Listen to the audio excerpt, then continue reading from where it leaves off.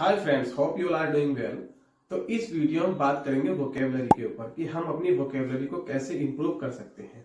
Actually हमारे साथ होता क्या है, जब हम किसी भी लैंग्वेज को सीखना स्टार्ट करते हैं तो इनिशियल स्टेज में प्रॉब्लम क्या आती है। जब हम किसी सेंटेंस को हिंदी से इंग्लिश में कहते हैं तो हमारे पास वर्ड्स नहीं होते। हम जो है उस सेंटेंस को प्रॉपरली नहीं कह पाते कि यार इस सेंटेंस को इंग्लिश में इस तरह से बोलेंगे, क्योंकि हमारे पास लैक ऑफ वोकेबलरी की कमी के कारण हम जो है उस सेंटेंस को प्रॉपरली नहीं बोल पाते। इसी चीज को ध्यान में रखते हुए जो मैं वर्क करता हूँ अपनी वोकेबलरी को इम्प्रूव करने के लिए, मैंने सोचा कि क्यों ना सेम चीज आपके साथ भी शेयर की जाए। तो इसमें हम करेंगे क्या, मैंने एक टीचर से बात की, उन्होंने मुझे बताया कि आप जो है किस तरह से वोकेबलरी को इम्प्रूव कर सकते हैं।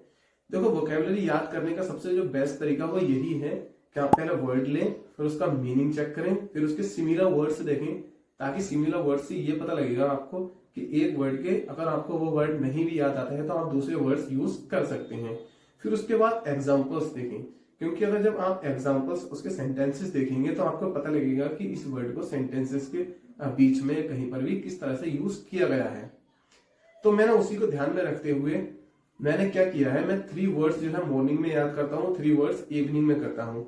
और उसी चीज को मैंने सोचा है कि क्यों ना वीडियो के फॉर्म में आपको प्रोवाइड कराई जाए वही चीज, जिससे क्या होगा, मैं भी अपनी वोकेबलरी इंप्रूव करूंगा, साथ ही साथ आप भी अपनी वोकेबलरी इंप्रूव कर सकते हैं।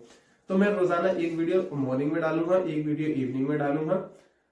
तो इस तरह से जो है हम जितना भी कुछ याद कर लेंगे, मतलब जितनी वोकेबलरी भी याद कर लेंगे, कर ही लेंगे, क्योंकि इस तरह से 6 वर्ड्स होती हैं पर डे, और 6 इंटू 30 180 वर्ड्स जो है हमारे हो जाएंगे। अगर हमने उसमें से 100 वर्ड्स भी मंथली याद कर लिए, मतलब हमारे याद हुए रह गए, तब भी हमारे लिए काफी होगा।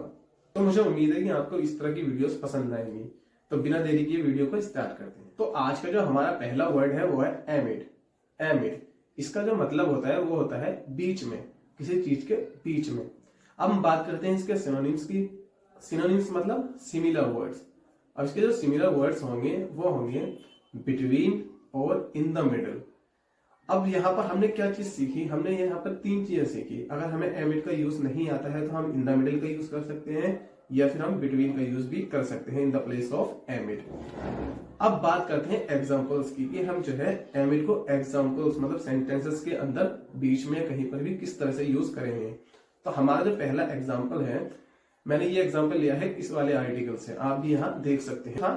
एमिड पॉलिटिकल ड्रामा, मतलब पॉलिटिकल ड्रामे के बीच में स्टेज सेट फॉर, एक स्टेज लगाया गया राहुल, मतलब पोस्टर किया तो राहुल की भारत जोड़ो यात्रा के लिए इन जम्मू एंड कश्मीर। तो जम्मू एंड कश्मीर में एक स्टेज सेट किया गया, कब, इस पॉलिटिकल ड्रामे के बीच में, जो ये मतलब ये यात्रा जो चल रही है इसमें। तो इसी के दौरान, इसी के बीच में ये सब हुआ है। अब हम बात करते हैं अपने दूसरे एग्जाम्पल की। हमारा जो दूसरा एग्जाम्पल है वो है it was hard to hear, मतलब सुनना मुश्किल था, amid all the cheering, amid all the cheering. तो वहां पर जो है लोग जो है तालियां बजा रहे थे, शेयरिंग कर रहे थे, तो उसी के बीच में जो है सुनना मुश्किल था। ये हो गए इसके 2 एग्जाम्पल्स। अब हम बात करते हैं अपने दूसरे वर्ड की। हमारा जो आज का दूसरा वर्ड है वो है डिस्पाइट। डिस्पाइट, जिसका मतलब होता है बावजूद इसके। अब हम इसका सिमिलर वर्ड देखेंगे तो वो है nevertheless. Nevertheless.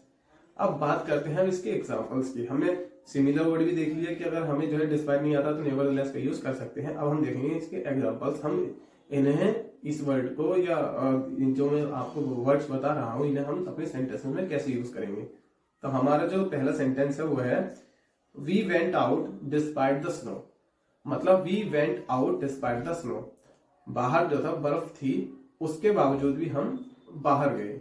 We went out despite the snow, बर्फ के बावजूद भी हम बाहर गए। अब दूसरा है despite the cool day he doesn't want to go out, मतलब बहुत अच्छा दिन होने के बाद भी, उसके बावजूद भी वह बाहर नहीं जाना चाहता। एक अच्छा दिन है, उसके बावजूद भी वो बाहर नहीं जाना चाहता। तो मुझे उम्मीद है कि आपको इस तरह से जब मैं बताता हूं तो आपको कुछ ना कुछ समझ में जरूर आ रहा होगा। अगर समझ में आ रहा है तो प्लीज मुझे कमेंट सेक्शन में जरूर लिखकर बताएं। जो हमारा तीसरा वर्ड है वो है प्रोपेल। प्रोपेल, इसका मतलब होता है किसी चीज को आगे बढ़ाना या आगे धकेलना। अब इसके हम जो है सिनोनिम्स अगर देखें तो इसके जो सिनोनिम्स हैं वो है मूव या ड्राइव। मतलब किसी चीज को मूव कराना या ड्राइव कराना।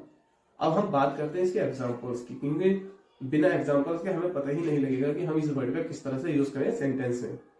तो हमारा जो पहला सेंटेंस है, negative thinking propels people towards self destruction.